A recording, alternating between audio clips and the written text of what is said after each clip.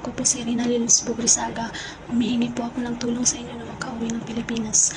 Irereklamo ko po ang agency ko po na Marapi Agency at Altamol Araki Agency. Dahil po, humihingi po ako ng tulong sa kanila pero hindi po nila ako tinutulungan. Madami pong violation ang employer ko. Hindi po ako pinapasahod ng 3 buwan at pinapalinis po ako sa iba't ibang bahay. 1 taon at 5 buwan na po ako dito sa Saudi at pangalawang employer ko na po ito sila.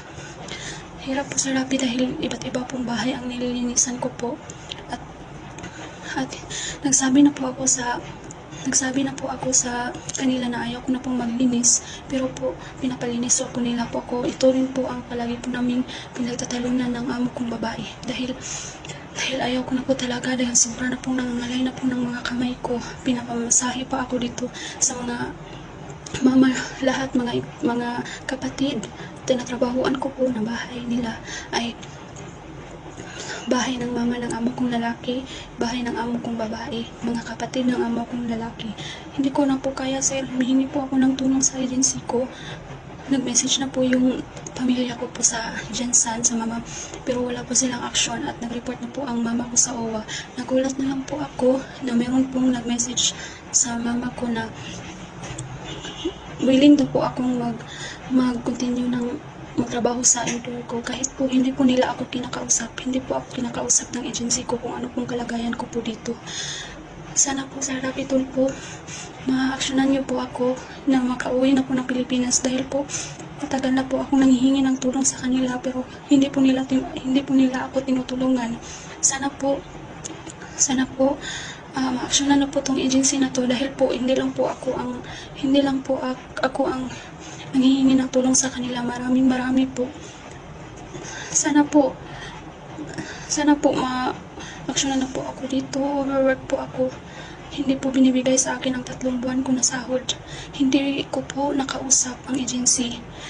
Tinawagan ko po agad ang OWA na message ko po agad ang OWA na hindi po ako kinausap ng agency. Kung ano po ang kalagayan ko po dito. Gusto ko na pong umuwi sa Rappi Tulfo.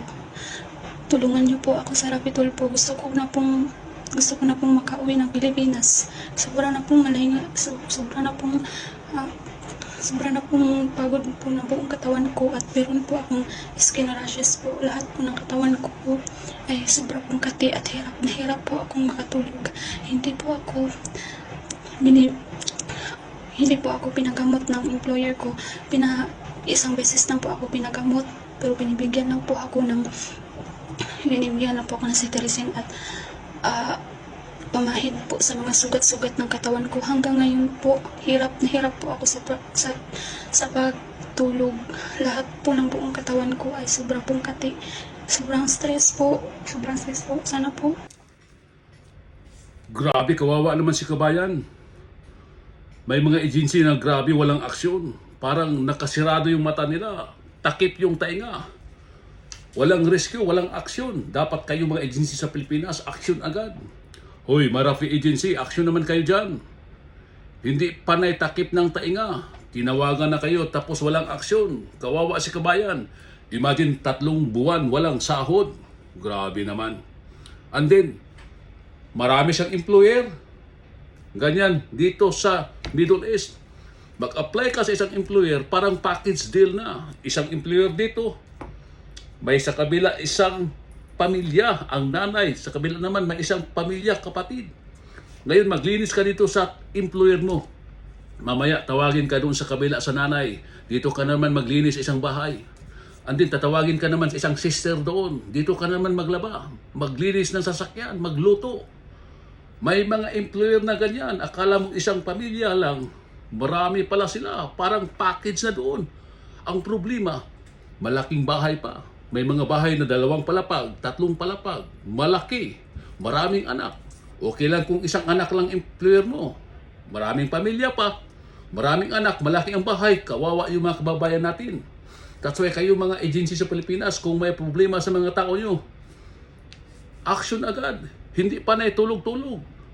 Panay deploy lang tayo ng mga tao. Hala, deploy dito, deploy doon. Pero kung may problema, magtago na. takip na ang tainga. Dapat tulungan po natin yung mga kababayan natin na may mga problema. Agency, Marafi, action agad. Kawawa si kabayan. That's why kayo mga OFW, nagtrabaho sa ibang bansa, lalo na dito sa Middle East. Kailangan tiyaga lang tayo. Kailangan palakasin natin yung sarili natin. Malayo tayo sa pamilya. Tayo lang mag-isa.